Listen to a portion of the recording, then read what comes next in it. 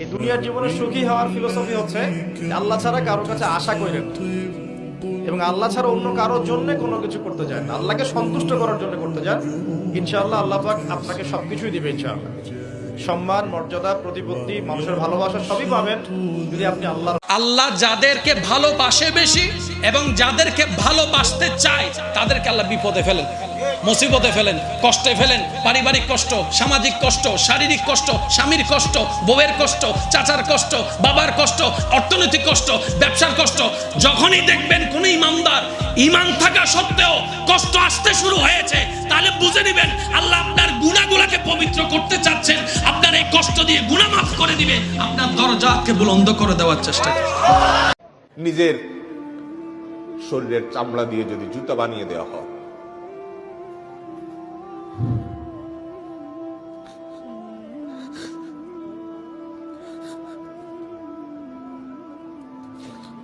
তবুও বাপ মার ঋণ কখনো শোধ করা যাবে না। আমার চামড়া দিয়ে যদি আমার বাবা মাকে আমি জুতা বানিয়ে দিই, তবুও বাবা মার ঋণ শোধ করা যাবে না। আপনি হাজার চেষ্টা করলেও এই পৃথিবীর সব মানুষকে খুশি সন্তুষ্টি রেখে চলতে পারবেন না, কখনোই পারবেন না। একজন খুশি হলে 10 জন নারাজ হবেই হবে। আপনি যখন ওই 10 জন নারাজ হলে, বদনাম করলে, পিছনে লাগলে আপনার মনে কষ্ট হয়, তখন আপনার রাস্তাটা দীর্ঘতি হয়ে যায়, আপনার পথ চলা দীর্ঘতি হয়ে যায়। আপনি পিছনে তাকাতে সামনে তাকাতে পারেন না। তাই শ্রদ্ধার সাথে বলি, বদনামকারীকে বদনাম করে পিছনে থাকতে দেন। আপনি আল্লাহর রহমতকে সামনে নিয়ে, ধৈর্য নিয়ে সামনে আগাইতে থাকেন। সে বদনাম করে আপনার গুনাহ নিতেই থাকুক, আপনি ধৈর্য ধরে সওয়াবের পাহাড় বানাইতে থাকেন। সুবহান। মা হারানোর পরে বুঝবেন মা কি জিনিস, এর আগে আপনি বুঝবেন। আপনি গভীর রাত পর্যন্ত বাহিরে থাকবেন, একটা মানুষ আপনাকে ফোন করবে না, কিন্তু দেখবেন কিছুক্ষণ পর পর মায়ের ফোন, বাবারে তুই কোথায়, তুই কি ভালো আছিস কিনা। এমন আদরের ফোন মা মারা যাওয়ার পরে আপনি আর পাবেন না। মা থাকতে মায়ের খেদমত করেন, মায়ের জন্য টাকা পয়সা অকাতরে বিলীন করে দেন। চিকিৎসা লাগে, চিকিৎসার জন্য যা টাকা পয়সা আছে সব দিয়ে দেন। কারণ আপনি তো টাকা পয়সা না, গোটা জীবনের সম্পদ না, গোটা শরীরের চামড়া খুলে মায়ের জন্য জুতা বানাইলেও 1 ফোঁটা দুধের হক আপনি আদায় করতে পারবেন না। মনে রাখবেন আমার ভাইয়ের এই কথাটা, যে অন্যকে কাঁদায় সে মূলত অন্যকে কাঁদায় না, নিজের জীবনে কান্নাটাকে সে স্বাগতম জানায়, আমন্ত্রণ জানায়। যে অন্যের জন্য গর্ত করে সে মূলত নিজের গর্ত নিজের জন্য করলো, সেই গর্তে সে অবশ্যই পতিত হবে, হয়তো এইভাবে না হয় ওইভাবে। সে অন্যের ভালো চায়, মূলত সে নিজের ভালো চায়। বলেন সুবহানাল্লাহ। এবার শুনেন, বান্দা ইতের অবস্থা দিয়ে ইতের বন্ধুজ্ঞ হতে অমলা বুঝি আই, তুই যারা হুন উপায় নাই, আই তো গরি ফেলাইব থামুন্ডু আইও কি ভাই ইমদান আইলে আল্লাহ হদ ওয়া মনোযোগ দুন সূরা নূর আয়াত আল্লাহ হদ দে তোরা মান নমান আর আয়াত ফললাই তুমি পবিত্রল্লাই পবিত্র, অপবিত্রল্লাই অপবিত্র, বাটফারল্লাই বাটফার, সতল্লাই সৎ। ওয়া যুবক আবিয়াতা কল উনো কেন উনো কারণ তুই মানো না মানো আইনি বেফাল্লাই তুমি জোর হনা বাজি নিজের বালা যদি চল আইনিবে তাই নইলা দ্বিতীয় কোনো অপশন নাই। ঠিক আছে না? কারণ আল্লাহর আইন কখনো পাল্টাবে না। এবার শুনেন বন্ধু, হদ আল্লাহ কেন করতাম আল্লাহ দুম জিয়ান গরি ফেলে সুয়ান আল্লাহ তওবা কর। যদি তুমি ভুল বুঝতে পারো আমি মাফ করতে প্রস্তুত। একটা শর্ত আছে, তুমি এই ভুল নতুন করে করতে পারবা না। তুমি তোমার জীবনকে আমার উপর ছেড়ে দিতে হবে। তুমি যদি সেটা করো তাহলে আমি তোমার জন্য যেটা রেখেছিলাম সেটাকে ক্যান্সেল করে তোমার জন্য উপযুক্ত একজনকে আমি ফিটিং করে দিব, যেটা তোমার মতো পবিত্র থাকবে, পবিত্র থাকবে, পবিত্র থাকবে। এবার অঙ্ক বুঝেন নাই তো, কোরআনের আয়াত বুঝেছেন কিন্তু অঙ্কটা বুঝতে পারেন নাই। এবার টোটাল বিষয়টা, এই এলাকার নাম কি? মুন্সিরাবাদ। রাস্তা আছে না? এবার আপনি এখানে মোটরসাইকেল নিয়ে বসে আছেন, একটা গলি দিয়ে একটা মেয়ে যাচ্ছে, আপনি তারে দেখা ওই শায়েরি কবিতা যখন চলে আসলে তারে শুনাই দিলেন 3-4টা, আর মনে মনে চিন্তা করলেন বাহ, এখন যে যাচ্ছে মনোযোগ, যে যাচ্ছে 2022 সালে আজকের তারিখে যে রাস্তা দিয়ে যাচ্ছে, ওর বিয়ে হবে যে বহদ্দারাটে 2025 সালে, তাহলে 25 সালের বহদ্দারাটওয়ালার বউ আপনার এলাকায় রাস্তা দিয়ে যাচ্ছে, আপনি গান শুনে দিয়েছেন, আপনার বউটাও তো কোনো না কোনো রাস্তা দিয়ে যাচ্ছে। এই বেরিন দিউনার দে এবাল যে তিতিম বুঝি না আর বউর উড়ে দেখতো নু আল্লাহ হতে তুই অন্যর বউর নুনেস তোর করে ইজ্জত আই হেফাজত করছিস। কাউকে নিয়ে ঠাট্টা করবেন না। তার দেহ নিয়ে, তার আকৃতি নিয়ে, তার বংশ নিয়ে। এক লোকের বাবা ছিল চোর, কিন্তু তার ছেলে অনেক ভালো। আপনি কি তারা বলতে পারবেন তুই চোরের ঘরের চোর? বলতে পারবেন? চুরি করছে বাবা, ওর কি দোষ? কথা বলেন। এগুলো কবিরা গুনাহ। আওয়াজ করে বলেন তো কি গুনাহ? কবিরা গুনাহ। কারো আকৃতি নিয়ে, আমার কলিজার টুকরা যুবক ভাইরা, কারো আকৃতি নিয়ে কখনো অবজ্ঞা করবে না, তুচ্ছ জ্ঞান করবে না।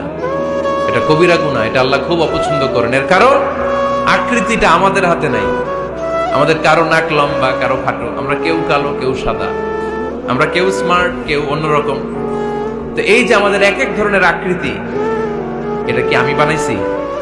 আপনি বানাইছেন? দিছে কে? এজন্য কারো দেহের গঠন নিয়ে যদি আপনি অবজ্ঞা করেন, এটা প্রক্ষান্তরে আপনি স্রষ্টা। তুমি কি পাপ করেছো? কি অন্যায় করেছো? তুমি জানো না আমার রব কত মেহেরবান, তিনি কত দয়ালু, তিনি ভালোবাসার আধার, তিনি করুণার আধার। তোমার পাপ অন্যায় যদি হয় খালের পানির সমান, বিলের পানির সমান, আমার আল্লাহর দয়া সাগরের পানির সমান। তোমার পাপ আর অন্যায় যদি হয় পাহাড়ের সমান, আমার আল্লাহর ভালোবাসার দয়া হচ্ছে আকাশের সমান। তুমি যদি তওবার মতো তওবা করতে পারো, ক্ষমার মতো ক্ষমা চাইতে পারো, চোখের পানি ছেড়ে, চোখের পানির বড় দাম, চোখের পানির মধ্যে বিশাল কারিশমা, এটা আল্লাহ খুব পছন্দ করে। 2 ফোঁটা পানি আল্লাহ পছন্দ করে। এক, জেহাদের ময়দানে শহীদের গা বেয়ে ঝরে পড়া রক্তের ফোঁটা। 2 হচ্ছে অনুতপ্ত বান্দার চোখ। কোনো ব্যক্তির যদি পাহাড়ের সমানও ঋণ থাকে, এই দোয়া যদি আমল করে, আল্লাহ পাক ওই ঋণও শোধ করে দিবেন ইনশাআল্লাহ। রিজিক তো বাড়বেই ইনশাআল্লাহ, আপনার যত ঋণ আছে ইনশাআল্লাহ আল্লাহ পাক শোধ করে দিবেন। আমার সাথে বলেন, দোয়াটা হচ্ছে আল্লাহুম্মা ইকফিনি বিহালালিকা আন হারামিকা ওয়া আগনিনি বিফদলিকা আম্মান সিওয়াকা। এটা মুখস্থ করবেন, সেজদায় পড়বেন, নামাজের সেজদায় পড়বেন, আত্তাহিয়াতু দরুদ শেষ তারপরে পড়বেন, নামাজ শেষে হাত তুলে করবেন, যখন তখন শেষ রাত্রে করবেন, ইনশাআল্লাহ দেখবেন আপনার ঋণ বলতে। মাঝে মাঝে আল্লাহ আমাদেরকে দুঃখ কষ্ট দিয়ে পরীক্ষা করতে চান, এগুলো আমাদের জন্য খারাপ নয়। এই দুঃখ কষ্ট বিপদ আমাদের কোমরকে সোজা করে, আমাদের পায়ের মাটিকে শক্ত করে। চিল্লায় বলেন ঠিক কিনা? প্রতিকূল পরিবেশে কিভাবে বাঁচতে হয় এই দুঃখ কষ্ট আমাদেরকে শিখায়। এজন্য মুমিন বান্দার বৈশিষ্ট্য হচ্ছে দুঃখ কষ্ট বেদনা জ্বালা এগুলোতে সে আপসেট হয় না, সে হাল ছেড়ে দেয় না, সে ভরসা রাখে একজনের উপর। চিল্লায় বলতে হবে তিনি কে? কারণ মুমিন জানে রাত্রি যত গভীর হয় অন্ধকার তমানিসা ভেদ করে সুবহে সাদিক হয়। মুমিন জানে গর্ভবতী নারীর পেটের ব্যথা যেই দিন বাড়তে থাকে। আপনি টেনশন করবেন না, আপনি চিন্তা করবেন না, কারণ ফাইন্না মাআল উসরি ইসরা। Indeed with every hardship there is ease. প্রত্যেক কষ্টের পরেই আনন্দ আছে না নাই? প্রত্যেক দুঃখের পরেই সুখ দিয়েছে কে? গোটা বিশ্বের সবগুলো আল্লাহর ওলি যদি একটা গ্লাসের পানিতে ফু দেয়, আর আপনার মা যদি আপনার মাথার মধ্যে হাত বুলিয়ে দেয়, আপনার মা যদি আপনার বুকে একটা ফু দিয়ে দেয়, সব পীর সাহেব একদিকে, মায়ের দোয়া আরেকদিকে, মায়ের দোয়া মুহূর্তে আবার আল্লাহর আরশে পৌঁছে যাবে। অহংকার করে হেঁটো না, মানুষের অহংকার সাজে না, অহংকার সাজে একজনের। তিনি কে? অহংকার কার চাদর? আল্লাহ বলে এই চাদর ধরে যদি কেউ টান দেয়, ওরে আমি জাহান্নামে নিক্ষেপ করি। ফালা উবালি, আই ডোন্ট কেয়ার, ওরে আমি জাহান্নামে ফেলবো। অহংকার করার কি আছে আমাদের? কিছু। সেজদায় পরে আল্লাহরে বলবেন, আল্লাহ এই পৃথিবীতে আমি ছাড়া তোমার গোলামের অভাব নাই, কিন্তু তুমি ছাড়া আমার দ্বিতীয় কোনো রব নাই। চোখের পানি ছেড়ে আল্লাহরে ডেকে বলেন, আল্লাহ এই জমিনে আমি ছাড়া তোমার গোলামের কোনো অভাব নাই, কিন্তু তুমি ছাড়া দ্বিতীয় কোনো রব আমার নাই, তুমি ছাড়া দ্বিতীয় কোনো জায়গায় চাওয়ার সুযোগ আমার নাই। চোখের পানি ছেড়ে আল্লাহরে বলেন, আল্লাহ কোরআনে তুমি শিখিয়েছো ফরিয়াদীদেরকে, কেউ যদি চায় ওই ফরিয়াদীদেরকে বারণ করা যায় না, তুমি কেমন করে এই অভাগা ফরিয়াদীকে আজকে ফিরিয়ে দিবা? চোখের পানি ছেড়ে আল্লাহর কাছে চা, সব তিনি দিয়ে দিতে পারেন। চিল্লায় বলেন ঠিক কিনা? গোটা বিশ্বের সবাই আমাদের যার যা লাগবে সব যদি আল্লাহর কাছে চাই, আল্লাহ যদি সবাইকে সবকিছু দিয়ে দেয়, আল্লাহ বলে আমার ক্ষমতার 1 ইঞ্চিও কমবে না। চিল্লায় বলেন ঠিক। এক একটা নারীকে আল্লাহ তাআলা এক একটা ফ্যামিলির ম্যানেজিং ডাইরেক্টর বানিয়ে দিয়েছে। অনেক স্ত্রী আছে স্বামী ঘরে ঢুকলেই ঘরে আটা নাই, রুটি নাই, চাল নাই, ডাল নাই। অনেক বোনেরা আছে বাইরে যাওয়ার সময় পার্লারিং করে মেকআপ করে সুন্দর জামা কাপড় পরে বাইরে যায়, আর স্বামীর সামনে আসলে বুয়ার মতো থাকে। ড্রাইভারের সাথে কথা বলার সময় মিষ্টি হাসি দিয়ে কথা বলে। বাজারে শপিং করতে গেলে আসসালামু আলাইকুম ভাই কেমন আছেন, কি সুন্দর আসসালামু আলাইকুম। স্বামীর সামনে আসলে আর এই মিষ্টি কথাটা নাই। কেউ ফোন দিয়েছে, হ্যালো কে? স্বামীকে চায়, উনি বাসায় নাই, কাট। আমার বোনেরা, আমার মায়েরা, খবরদার, আপনার স্বামীর ভেতরে আপনার জান্নাত, আপনার স্বামীর ভেতরে আপনার জাহান্নাম। স্ত্রীদেরকে আল্লাহ কি দায়িত্ব দিয়েছে? একটা ফ্যামিলিকে সুন্দর করতে, একটা দাম্পত্য জীবনকে সুন্দর করতে। স্ত্রীর 1 নম্বর দায়িত্ব হচ্ছে she should make a comfort to her husband. স্ত্রীর উচিত স্বামীর জন্য ঘরটাকে প্রশান্তির নীড় বানিয়ে রাখা। কি বানিয়ে রাখা? প্রশান্তির নীড়। স্ত্রী হওয়া উচিত এমন যাকে দেখলে স্বামীর চোখ জুড়ায়, স্বামীর প্রাণ জুড়িয়ে যায়, স্বামীর হৃদয়টা ঠান্ডা হয়ে যায়, ঠিক কিনা? আর স্ত্রীর দিকে তাকালে যদি মেজাজ গরম হয়ে যায়, মেজাজ খিটখিটে হয়ে যায়, ঝামেলা আছে না নাই? ঝামেলা আছে। এজন্য মেহেরবানি করে আমাদের বোনরা যারা, এমন কোনো কাজ করবেন না যেটা স্বামীর মেজাজকে খিটখিটে করে দেয়। কারণ আল্লাহ তাআলা আপনাদেরকে তৈরি করেছে লিতাসকুনু ইলাইহা, স্বামী আপনার কাছে গেলেই যেন তার হৃদয়টা প্রশান্ত হয়ে যায়, ঠিক কিনা? অনেক স্ত্রী আছে না জেনে না বুঝে স্বামীর সাথে এমন খিটখিটে মেজাজ দেখায় যেটা স্বামীর জন্য মেনে নেওয়া কষ্টকর। স্বামীর জন্য একটা ত্রাস হয়ে দাঁড়ায় স্ত্রী, ত্রাস। অনেক স্বামী আছে স্ত্রীর এরকম আচরণের কারণে, অতিরিক্ত প্রেসার ক্রিয়েট করার কারণে স্ত্রীদেরকে ভয় পায়। এজন্য বোনদেরকে বলবো, লিতাসকুনু ইলাইহা, এমন ভাবে আপনি আপনার স্বামীর সামনে নিজেকে প্রেজেন্ট করেন যাকে আপনাকে দেখলে আপনার স্বামীর চোখ জুড়িয়ে যায়, হৃদয়টা প্রশান্ত হয়ে যায়, আপনাকে দেখলেই আপনাকে ভালোবাসতে মনে চায়, ঠিক কিনা? এজন্য রব্বুল আলামিন বলেন, আমি নারীদেরকে তৈরি করেছি লিতাসকুনু ইলাইহা, যেন পুরুষেরা স্ত্রীদের সংস্পর্শ যখন পায় পুরুষদের হৃদয়টাকে প্রশান্ত করে দেয়। কে? রব্বুল আলামিন বলেছেন, খাদিজার জন্য জান্নাতে আমি এমন একটা ঘর বানিয়েছি যেই ঘরের মধ্যে কোনো বিশৃঙ্খলা নাই। খাদিজার জন্য জান্নাতে এমন একটা প্রাসাদ আমি বানিয়েছি যেই প্রাসাদের মধ্যে কোনো আওয়াজ নাই, কোনো কোলাহল নাই, কোনো বিশৃঙ্খলা নাই। কারণ খাদিজা আমার নবীকে এমন একটা ঘর উপহার দিয়েছে যেই ঘরের মধ্যে কোনো বিশৃঙ্খলা ছিল না, আওয়াজও ছিল না। পড়েন সুবহানাল্লাহ। আল্লাহ রাসূল যখন সারাদিন কাফেরদের মাঝে কোরআনের দাওয়াত দিতেন, কোলাহল, মারামারি, জীবনের ঝুঁকি নিয়ে মক্কার কুরাইশদের মাঝে যখন দাওয়াত দিতেন, সব বিশৃঙ্খলা, ঝামেলা, গোলমাল শেষ করে রাতের বেলায় যখন খাদিজার ঘরে বিশ্বনবী ঢুকতেন, বিশ্বনবীর হৃদয়টারে প্রশান্ত করে দিত কে? আপনি চিন্তা করবেন না, কারণ ফাইন্না মাআল উসরি ইসরা, indeed with every hardship there is ease. প্রত্যেক কষ্টের পরেই আনন্দ আছে না নাই? প্রত্যেক দুঃখে সবাই মরে যাবে, আমরা সবাই, কেউ থাকবো না। এই পৃথিবী থাকার জায়গা নয়। কিয়ামতের সময় আল্লাহ তাআলা মালাকুল মাউতকে বলবেন, সবার রূহ কবজ করে ফেলো, সবার, কেউ থাকবে না, সবার রূহ কবজ হয়ে যাবে। আল্লাহ মালাকুল মাউতকে বলবেন, মালাকুল মাউত কি অবস্থা? বলবে সব শেষ। মাইয়াপ্পা, কে বাকি? মালাকুল মাউত বলবে জিনেরা বাকি, যাদেরকে দেখা যায় না। আল্লাহ বলবেন জিনদেরকেও শেষ করে ফেলো, রূহ কবজ করো। মালাকুল মাউত আজরাইল জিনদের রূহ কবজ করবে। আল্লাহ এবার জিজ্ঞেস করবে, ইয়া মালাকাল মাউত আখবিরনি মাইয়াপ্পা, এবার বলো আর কে বাকি? মালাকুল মাউত বলবে, আল্লাহ মানুষগুলো সব শেষ, জিনগুলাও শেষ, এবার বাকি ইবলিস শয়তান। কে বাকি? ইবলিসরেও শেষ করো, ইবলিসও শেষ। আল্লাহ আবার জিজ্ঞেস করবেন, ইয়া মালাকাল মাউতি মাইয়াবকা, আর কে বেঁচে আছে বলো? মালাকুল মাউত বলবে, আল্লাহ আপনার কথা অনুযায়ী পৃথিবীর সব মানুষের রূহ কবজ করলাম, সব জিনদের রূহ কবজ করলাম, ইবলিসের রূহ কবজ করলাম, এখন আছে শুধু ফেরেশতারা। আছে কারা? যাও ফেরেশতাদের রূহ কবজ করো, ফেরেশতাদের রূহ কবজ হয়ে যাবে। এবার আল্লাহ জিজ্ঞেস করবেন, ইয়া মালাকুল মাউত আখবিরনি মাইয়াবকা। মালাকুল মাউত বলবে, আল্লাহ আপনার কথা মতো ধরে ধরে সব শেষ, ফেরেশতাও শেষ, 4 জন ছাড়া। কয়জন ছাড়া? জোরে বলেন, কয়জন ছাড়া?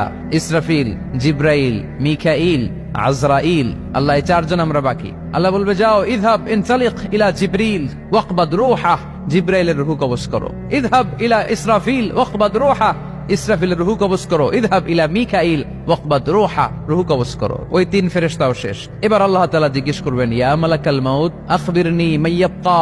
হে মালাকুল মাউত, আর কে বাকি আছে বলো। মালাকুল মাউত বলবে, আল্লাহ আপনার কথা মতো মানুষগুলো শেষ, জিনগুলো শেষ, ইবলিস শেষ, আমার বাকি 3 ভাই ইসরাফিল, মিকাইল, জিব্রাইলও শেষ, শুধু আমি, শুধু আমি। আল্লাহ বলবেন, কেউ নাই? মালাকুল মাউত বলবে, না আল্লাহ, কেউ নাই। এবার আল্লাহ তাআলা বলবেন, মালাকুল মাউত তুমি তো সবাই রে মারছো, এবার তুমি মরো, এবার তুমি মরো, তুমি মরো। শোনার সাথে সাথে মালাকুল মাউতের কাঁপুনি ছুটে যাবে, খিচুনি এসে যাবে ভয়ে। আল্লাহ বলবেন, কাঁপুনি দিয়ে তো লাভ নাই, কারণ কুল্লু নাফসিন যায়িকাতুল। রাব্বুল আলামিন বলবেন, মালাকুল মাউত কেঁদো না, এটাই দুনিয়ার বিধান, আমি আল্লাহর দেয়া বিধান, এটাই জন্মালেই মরতে হয়। যাও, জান্নাত জাহান্নামের মাঝখানে একটা জায়গা আছে, জায়গাটার নাম হলো আরাফ। এই আরাফের মধ্যখানে যে দাঁড়াও, ওখানে যে মালাকুল মাউত কাঁপতে থাকবে। মালাকুল মাউত বলবে, আল্লাহ সৃষ্টির শুরুতে যদি জানতাম, সৃষ্টির শুরুতে যদি জানতাম সবাইকে মৃত্যুদান করার পরে, রূহ কবজ করার পরে আমাকেও মরতে হবে, তাহলে এই কঠিন দায়িত্বের ব্যাপারে আপনার কাছে ক্ষমা চাইতাম। আজকে আমারও যে ভাগ্য বরণ করে নিতে হবে সৃষ্টির শুরুতে, আমি এটা কল্পনাই করতে পারি নাই। আল্লাহ বলবেন, নো টক, মুত ইয়া মালাকাল মাউত, মর, মরে যা, মুত, মরে যাও। বলার সাথে সাথে মালাকুল মাউত এক বিকট চিৎকার হাঁকিয়ে মরে যাবে। মালাকুল মাউতের চিৎকারটা সেদিন এত ভয়ঙ্কর হবে, বিষ্ণু ঈসা ইসলাম বলেন, ওই চিৎকারের আওয়াজ যদি পৃথিবীর মানুষেরা কান দিয়ে শুনতে পেত, তাহলে কিয়ামত সংগঠিত হওয়ার জন্য আলাদা করে ইসরাফিলের সিঙ্গার প্রয়োজন হতো না। ওই চিৎকারের আওয়াজে প্রতিটা মানুষ কানের পর্দা ফেটে ওই জায়গায় লাশ হয়ে পড়ে যেত। এবার ডানে বায়ে সামনে পেছনে উপরে নিচে কেউ নাই, একজন ছাড়া। জোরে বলতে হবে, তিনি কে?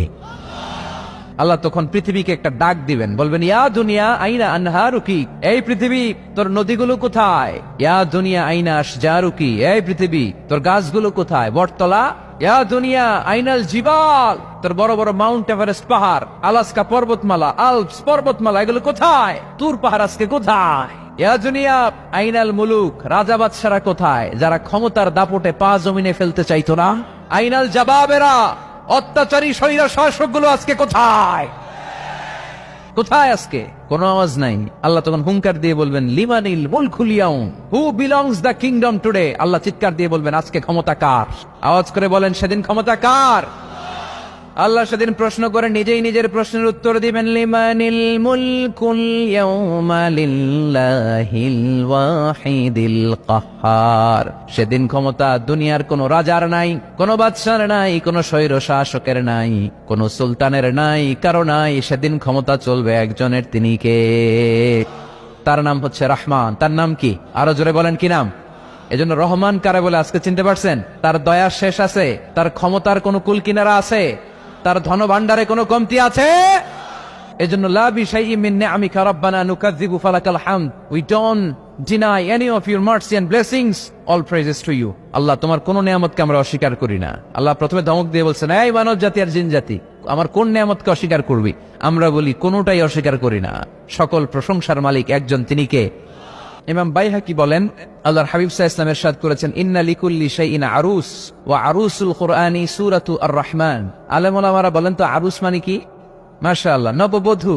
আরুস মানে নতুন বউ, আরুস মানে নতুন বউ, নববধূ। আল্লাহর হাবিব বললেন, লিকুল্লি শাইইন আরুস, সবার একটা করে নববধূ হয়, আর কোরআনের নববধূর নাম সূরা আর-রাহমান। যে আমার উপর জুলুম করছে ওই বিচার আল্লাহ করবে।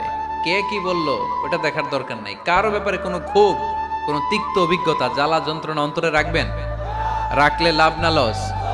এটা আরো জ্বালা দিবে আমারে, এটা আরো ভেতর থেকে কষ্ট দিবে। It will burn me inside, ভিতরে জ্বালিয়ে পুড়িয়ে শেষ করে দিবে। এগুলো বয়ে বেড়াতে চাই না আমি সব মাফ করে দিতে চাই। চিল্লায় বলো ঠিক কিনা? জীবন এটা সহজ নয়, জীবন চলার পথ সহজ নয়, এটাকে সহজ করে নিতে হয়। কখনো সবর করে, কখনো ক্ষমা করে, কখনো অন্যকে ইগনোর করে, কখনো দোয়া করে, কখনো আল্লাহর উপর তাওয়াক্কুল করে।